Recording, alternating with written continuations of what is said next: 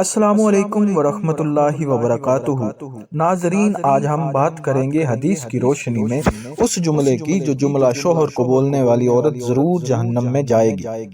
اللہ تعالیٰ نے بیوی پر خاوند کی اطاعت فرض کی ہے جب تک خاوند اسے اللہ کی معصیت کا حکم نہ دے۔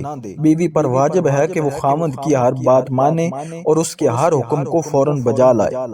حضرت ابو ہریرہ رضی اللہ تعالیٰ عنہ فرماتے ہیں کہ رسول اللہ صلی اللہ علیہ وسلم سے پوچھا گیا، عورتوں میں سے کون سی عورت بہتر ہے؟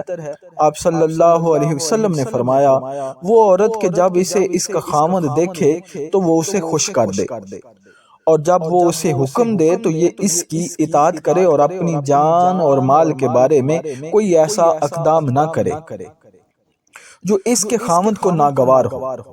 حضرت انس بن مالک رضی اللہ تعالی عنہ سے روایت ہے کہ نبی کریم صلی اللہ علیہ وسلم نے فرمایا، ایک بشر کا دوسرے بشر کو سجدہ کرنا جائز نہیں، اگر جائز ہوتا تو میں حکم دیتا کہ عورت اپنے شوہر کو سجدہ کرتی۔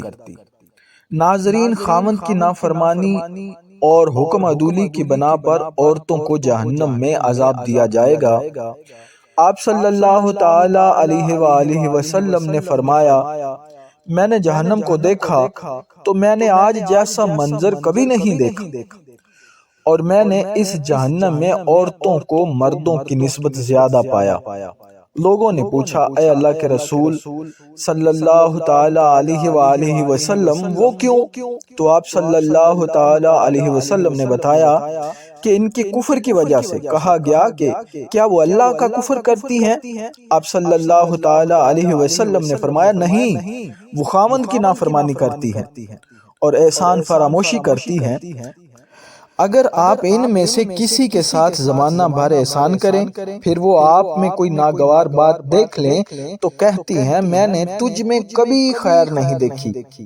ناظرین، یہ ہے وہ جملہ جس کی وجہ سے عورت کو جہنم میں پھینک دیا جائے گا۔ لیکن واضح رہے کہ اسلامی تعلیمات کے مطابق میاں بیوی کے رشتے میں قانونی ضابطوں کے بجائے اخلاقی معیاروں کی پاسداری مطلوب ہے۔ میاں بیوی میں ہر ایک دوسرے کے حقوق ادا کرنے اور اپنے حقوق کے مطالبے کے بارے میں درگزر کرنے کا رویہ اپنانے کی ٹھان لے تو نہ میاں کو بیوی سے شکوہ ہوگا اور نہ بیوی کو میاں سے۔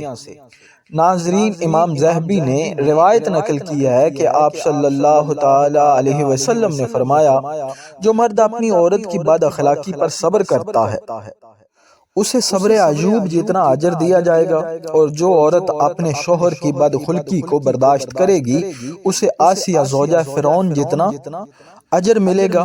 اس ساری تفصیل کا خلاصہ یہ ہے کہ میاں بیوی میں سے ہر ایک دوسرے کے حقوق ادا کرنے اور اپنے حقوق کے مطالبے کے بارے میں درگزر کرنے کا رویہ اپنائے۔ اے اللہ، ہمارے گھروں میں میاں اور بیوی کو آپس میں محبت اور پیار کے ساتھ رہنے کی توفیق عطا فرما، آمین ثم آمین۔ ناظرین، اگر ویڈیو اچھی لگی ہو تو سبسکرائب اور لائک فرما دیں۔ بہت بہت شکریہ۔